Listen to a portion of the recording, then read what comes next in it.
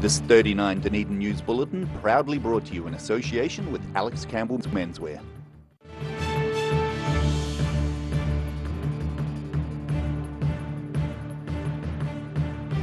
Tonight on 39 Dunedin News, the stink returns, but staff at the Tahuna wastewater plant believe they've got it sorted this time. The fate of a building at Tyree College is up in the air, and staff are being kept in the dark. And a shop full of free stuff for tertiary students empties within minutes, leaving its organisers empty-handed.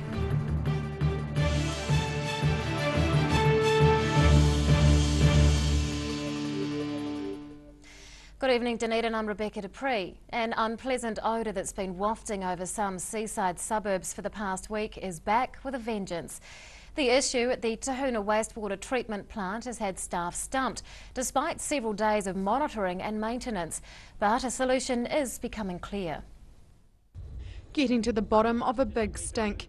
Staff at the Tahuna wastewater treatment plant are still trying to identify the cause of a bad smell which has been upsetting Tainui residents for a week. While they're beginning to narrow in on a cause, it's been a slow process, waiting to see if different solutions will work. We've found that some of the instrumentation in the actual wastewater treatment process is faulty, which has actually been giving us some incorrect information. We've now been starting to take some manual samples, and we think we've found the problem, and we're now actually making some headway on improving the odour problem. Henderson initially thought the smell was related to the damage of the plant's biofilters. 2 of the 4 filters have not been operating as they should, but staff have now ruled them out as the root issue. We went through the elimination process, checked everything we possibly could. It was only once we'd actually confirmed that they were operating as well as we would expect them to, then we had to start going up the process. And it gets difficult at that point because there's a lot of areas to check through. The Dunedin City Council has received more than a dozen complaints about the odour from residents in the last week. Henderson says it's understandable people are upset, and he's hoping those in the area will begin to smell an improvement soon. I'm hoping that by the end of this week, this process that we're going through at the moment, and we think we've found the problem, I need to give it some time to make sure that this is actually the problem, this instrumentation that I'm talking about. If it is, the smell won't return. If the smell does return, that means that obviously we still need to keep looking for something else that's going on. Staff are exploring several temporary backup options while they await some replacement equipment. In the meantime, the plant will be run manually, with staff ignoring the currently faulty automated systems. Ruby McAndrew, 39 Dunedin News. Otago has the second highest investment returns in the country when it comes to residential rental properties. The latest data shows Gisborne is the only region performing better than Otago. That's excluding the Coromandel, where prices are skewed by short-term holiday rentals. Average returns locally are about 5.5% of the average asking price in the first year. It means renting out a $300,000 home will result in a gross return of just under $17,000. That's based on full occupancy and doesn't take into account property-related costs such as rates, mortgage interest payments or maintenance. Tyree College staff are being left in the dark about the fate of their severely damaged hall. The facility was ravaged by fire late last year, destroying hundreds of thousands of dollars worth of school equipment and property. Now it's in the hands of the Ministry of Education. Sorting through the remnants of a devastating blaze, Tyree College staff are still waiting to hear about the fate of their school hall, which was rendered useless by fire last November. There's been no government confirmation of how the facility will be developed, and that has frustrations brewing. We've had 3 months of waiting. We have submitted some plans to the Ministry for either fixing the hall, getting it knocked over and demolished, or building it a wee bit better than what it was using the same shell. So it's been submitted, that sort of information, but we're yet to hear back from them. The fire burnt through the interior of the building, but the frame remains intact. The hall was being used to store items like sports uniforms and drama equipment. That's all been lost, along with valuable office space. Students have returned from holiday to the lingering stench of a burnt-out building, with no words as to what will happen next. I did mistakenly say at prize giving last year we can't wait to get back into a hall before the fire. So we've had to use a gymnasium for our assembly hall, and the kids are sitting on the floor of that, so it's not ideal. We are entitled to have a hall, but it's going to take time to replace or rebuild this building behind us. It would cost more to replace the building than to repair it, but staff believe the hall should be demolished to make way for something new. Insurance claims also have to be made for replacing thousands of dollars worth of lost property. Staff have told the Ministry of Education about their preference and are now waiting for an answer. Hopefully improving it and making it a more compliant building with double glazing, insulation and better heating. So they're with the Ministry at the moment, and it's a question of us waiting to see what decision they make. After all, it's actually their building, we just use it. Staff have had no indication as to when a decision will be made or when a new hall will be ready to use. Annabelle Dick, 39 Dunedin News. Residents in the Corstorphine area are being warned to look out for a man acting suspiciously around houses. Police have received several reports of a young man lurking near houses, looking in windows and knocking on doors in the suburb this week. Officers say when a man is approached, he tends to say he's looking for his dog or a friend, but police believe he may have more sinister intentions. He's described as being in his early 20s and is not thought to be aggressive.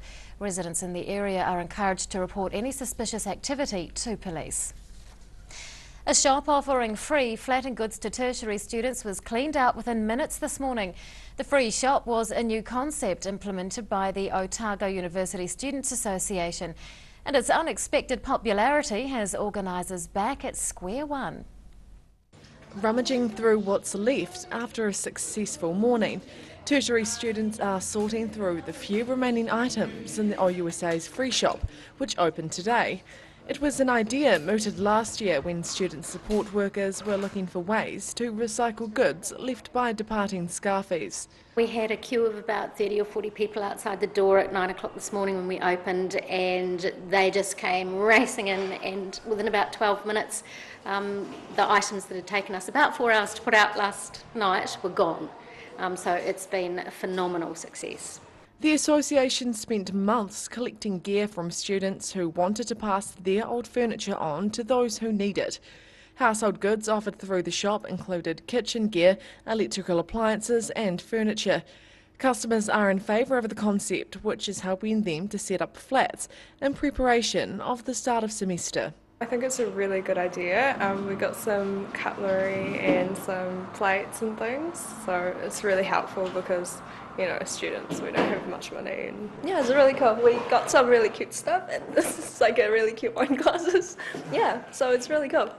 The flurry of shopping activity reduced the abundance of appliances and furniture down to plates and cutlery within an hour.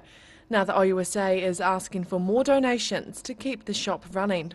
We were going to run the shop today and tomorrow, so we'd love more donations if people wanted to donate.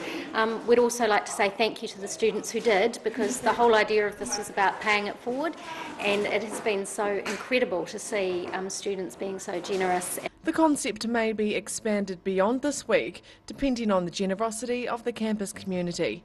Annabelle Dick, 39 Dunedin News. Still to come on 39 Dunedin News, we'll find out how youths are being educated at one of the city's tourist attractions, and primary school kids are learning how to be safe in the sea.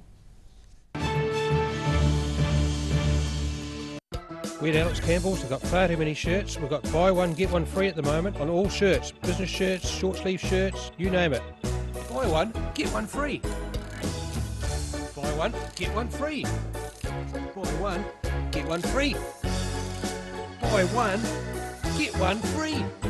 Every reason, every season, we're proud to dress the region. Alex Campbell Menswear, it fits. They got all. It's all about our customer care, great food, great coffee, and supported by some awesome staff. We think it's really important that the customers, when they come in here, have a good experience and leave wanting to come back. And I think in a nutshell, that's what the Good Oil is all about. Don't miss the home show. Lots of great ideas, great prizes, great deals, kitchens, bathrooms, furnishings and lots more. The Epicentre More FM Arena, 4th, 5th, 6th of March. Adults $10, children free. See you at the home show. Mobility Scooters Otago. Mobility scooters, new and used, electric manual wheelchairs, strollers and walkers. Free home demonstration and delivery. Call Tony on 03 455 2875 or visit our showroom, 211 Canudwood Street, opposite Westpac. Are you looking to add a new dimension to your home? A Christie's glasshouse and shed will add value to your property and increase your gardening pleasure, and can be easily ventilated during the day. A Christie's garden shed is a brilliant addition to your backyard, adding to your storage capacity. The great Kiwi glasshouse and shed come in all shapes and sizes, are manufactured in Dunedin, and come in a range of nature-inspired colour steel colours or metallic zinc-alume finish. Choose the Kiwi shed that has stood the test of time. Choose Christie. For professional, reliable and approachable service where your dream kitchen design can become an affordable reality, contact the team at Kitchens for Less. Call 455 9973 or visit us online.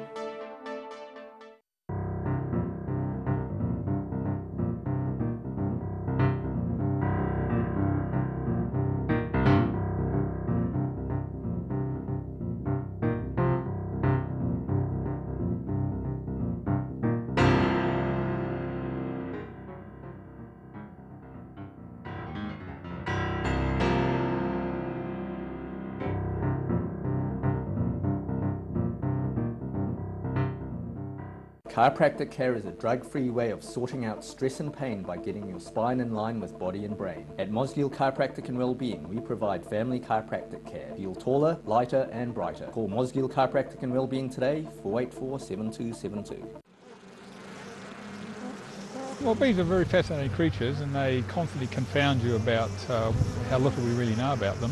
About 4 of every 5 mouthfuls of food you eat have input of bees somewhere in the food chain. I think they're fascinating. I can't think of a more interesting animal to work with. Bees are economically the most important insects in the world.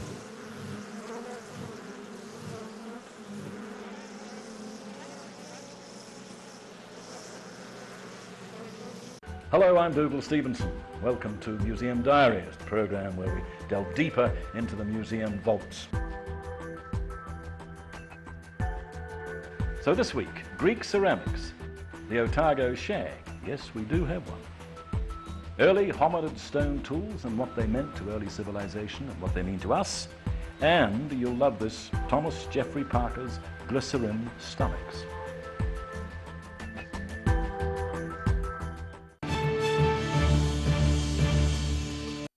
Welcome back. There is no sign of a slowdown in retail spending, with electronic card transactions up in the last month. Just under $5 billion was spent electronically in January. That's an increase of about 5% on a year ago. Hospitality is a leading industry, bringing in an extra $10 million last month. Spending in some sectors has fallen, most noticeably in relation to fuel purchases. But booming tourism and record low interest rates are expected to keep retail businesses afloat. And on that note, let's take a look at today's financials. The NZX 50 has closed the day down 32 points. It's now at 5,987. The Dow Jones is down 100 points. And to the exchange rates, and the Kiwi dollar is still trending down against all the currencies we follow.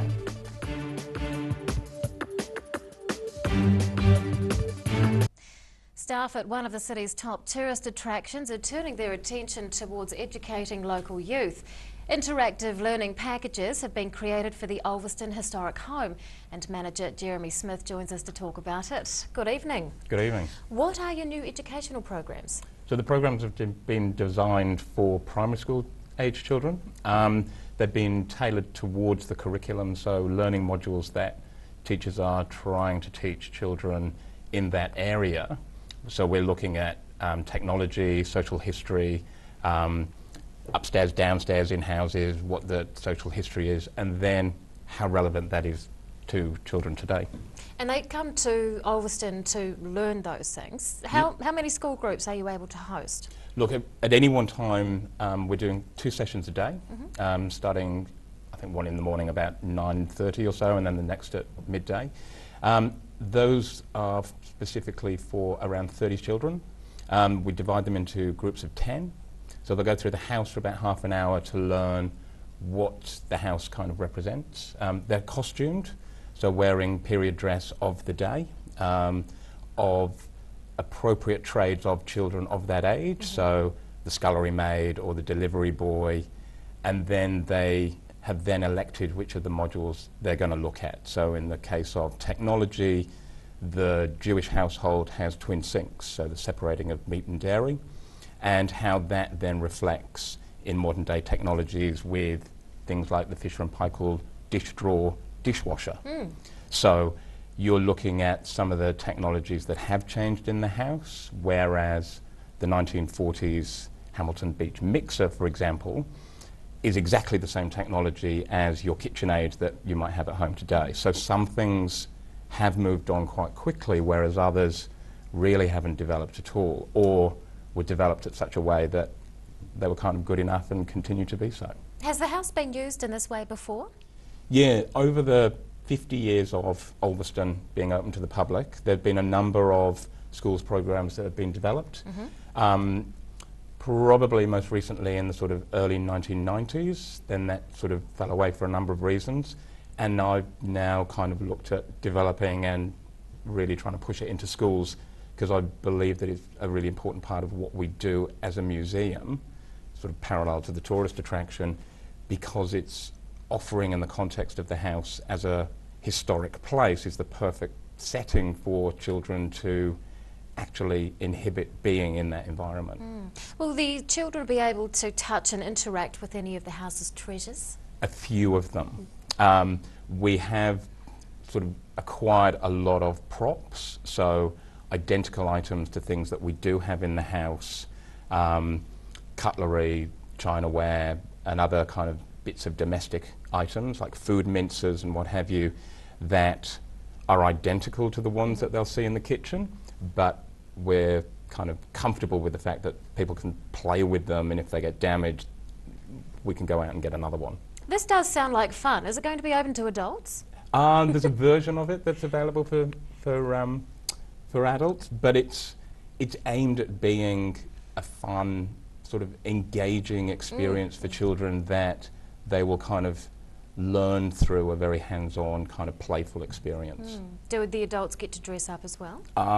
There are some costumes for the teachers and parent givers, or the parents that kind of come with the kids, so everyone gets that opportunity.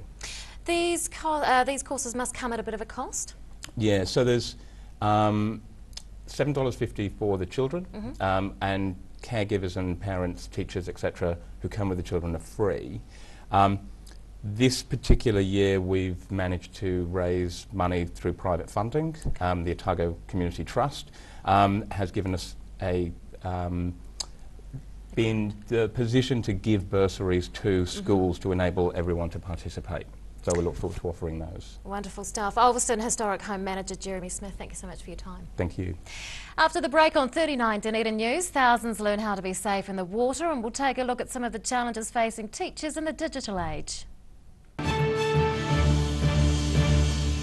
Do you want support for your breathing? You are not alone. In New Zealand, over 600,000 people have some form of breathing difficulty, especially with the high pollen season in New Zealand. Puff Plus is an excellent natural product developed to support lung function and breathing difficulties. Puff Plus is so effective, you get a no questions asked, money-back guarantee on the first purchase. Give it a go, you have nothing to lose. Call now, 0800 502 402. Take as directed. If symptoms persist, see your healthcare professional. Yes, Sonny Chin. Neck, shoulder, back, sciatica, pain specialists. Innovative tools specifically designed to contour your grooves of depletion and excess muscle buildup. Sonny Chin, it works.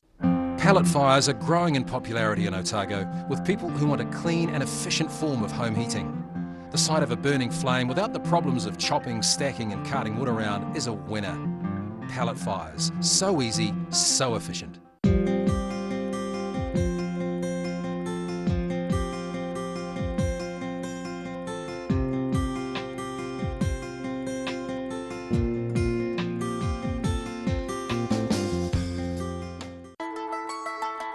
Bring some more joy into your world by adopting one of our adult animals at SPCA Otago. Call now on 473 8252. Please adopt a pet now, they will love you forever. Grandad loved his family and surfing, in that order. He taught me to surf, and we spent a lot of time in the water together over the years. When he died, I strapped the camera to the nose of his old board and filmed the paddle out at St. Clair. Gillian's played the video on the big screen at his funeral.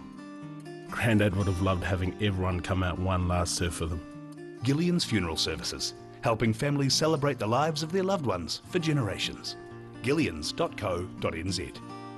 Mosgiel Mowers Plus can help you with products to make your garden maintenance jobs easier. Lawn mowers, ride-ons, chainsaws, line trimmers. Sales and service are our specialty. Mosgiel Mowers Plus. Phone 489 3572 22B Gordon Road, Mosgiel. She's 21 metres long with a 6.7 metre beam. She can support diving, seafloor mapping and sampling, deep water measurements, and has onboard laboratories. She has a range of 1,000 nautical miles, which means the Polaris 2 can take your studies further than you ever thought possible. My name's Will Raymond, and this is My Place in the World. Take your place in the world. Pregnant? Need to talk? 24 hours a day, 7 days a week. Pregnancy counselling services are here to help. It's free, it's confidential. Call us now on 0800 773 462.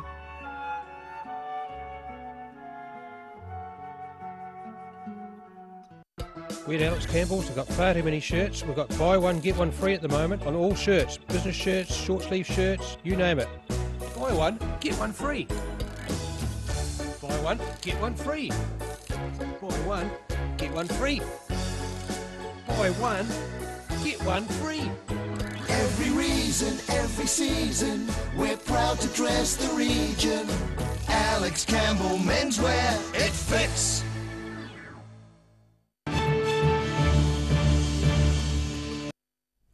Welcome back. Local children are meeting at the city's main beaches to learn how to be safe in the sea. Surf Lifesaving New Zealand's beach education program has begun in Otago this week, with thousands of primary school pupils taking part. It's aimed at reducing water-related tragedies. Getting out of the classroom and into the water. These Brockville school pupils are just a handful of the 2,000 local youngsters taking part in a beach education program this summer. The aim is to get them comfortable around water at an early age. The big thing is to try and teach them when they're younger so they can go back and talk to their families and say, this is what we learnt today, this is how I spot a rip, this is what we do if you do get stuck in a rip. And it's just teaching them at a young age so when they grow up they know where, if it's looking a bit dodgy in the water, they know where to go swimming and can advise their mates not to go swim there and swim where the safest places, especially between the flags, or if it's not a patrolled area, where the safest place will be. The safety push comes during a horror summer in New Zealand waters. Since the beginning of the year, more than a dozen people have drowned. None of the deaths were at local beaches, but Clutterbuck says the region's lifeguards have been kept busy. Locally it's been pretty good. There's been no major incidents. There's been there's been quite a few rescues on the regional guard program, but only around 12 to 15, so which is a pretty good number over the 4 beaches for 6 weeks. Nationwide, more than 40,000 kids are taking part in this year's Surf Lifesaving education program. Participation in the south is up by about 500 children. This time around, the course is taking a more practical approach to beach safety. It's been restructured the last 12 months, so it's just we're trying to sell out a little bit more, the kids getting more down into it and learning what a rip is and how to sculpture a rip themselves in the sand. And we go out to the schools that have come back in the past to see if they want their new year kids coming through, and then the older kids. Full-time beach patrols have ended, but weekend volunteer lifeguards will be on the city's beaches until the end of March. Ruby McAndrew, 39, Dunedin News. The resignation of a King's High School teacher over her relationships with students is highlighting some of the modern challenges faced in schools. Technology and social media are playing bigger roles in the work of educators and the lives of pupils. Otago Daily Times editorial manager Phil Somerville has been delving into the issue and he joins us to talk about it. Good evening, Phil. Yes, hi Rebecca. How do you think teaching is different now compared to earlier generations? Well, I start by saying that it was fascinating to go and delve into this area as an outsider, as not a teacher. Even my children left secondary school a few years ago, but it's an important issue, and I think it's important that all of us know how much things have changed even in the last few years. Social media means that teachers are far more available, often doing things late at night, often contacting, marking and so on. They're far more public through social media, whether they like it or not, and everyone with social media is more opinionated. What do you think teachers need to be careful about in relation to social media? Well, it's these boundaries again. An obvious one, the stuff I read talked about the danger of teachers being Facebook friends. You're not a friend. You can be friendly, which is quite different, and supportive, and the relationship nowadays with teachers and their pupils is great, and social media really helps that and important for education. But you shouldn't also go to the pupils' parties or accept gifts and all these sorts of things. Social media encourages the intimacy which teachers have to stand back from. Are the boundaries changing between teachers and students? It seems again from my little look that in some ways they are. Some things stay the same. Teachers are teachers and pupils are pupils, and that needs to be always remembered. There is a power relationship, and so the fundamentals don't change, but along the edges and with social media there's a lot more temptation, a lot more things can go wrong, so teachers have to be wary. Otago Daily Times editorial manager Phil Somerville, thanks very much for your time. And now recapping tonight's top stories on 39 Dunedin News.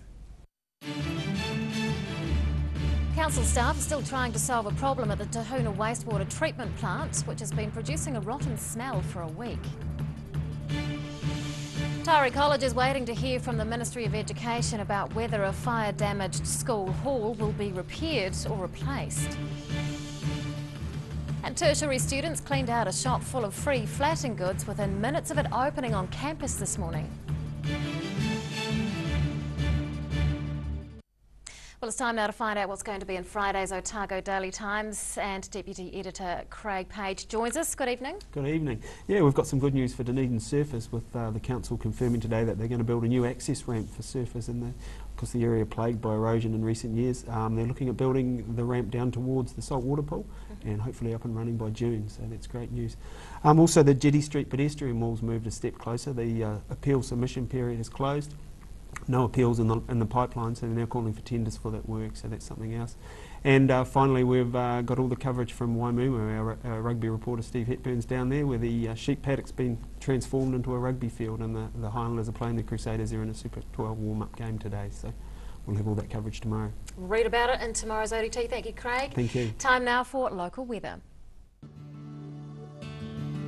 This weather update is proudly brought to you in association with Silverhorn's Puff Plus.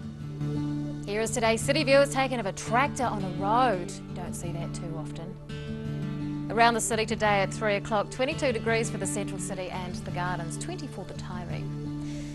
To the situation, the ridge of high pressure will move away this weekend with a trough of low pressure and a cold front moving into the Tasman Sea. Around the region tomorrow, some cloud about for Invercargill and Te Anau, but a fine day for Gore and Alexandra, expecting 25 degrees there. Fine weather for Queenstown, Wanaka and Twizel, all on 25 tomorrow. Fine in Oamaru with afternoon nor'easters and 21. In Dunedin tonight, fine with a low of 14. Mostly fine and sunny tomorrow with nor'easters developing, 21 degrees. And on Saturday, fine with nor'easters and a high of 23.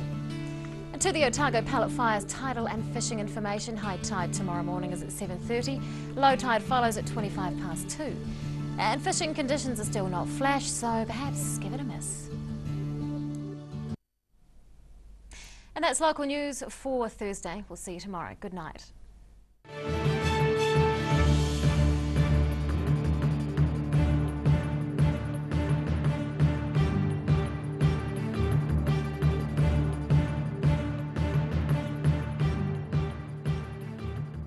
This 39 Dunedin News Bulletin proudly brought to you in association with Alex Campbell's Menswear.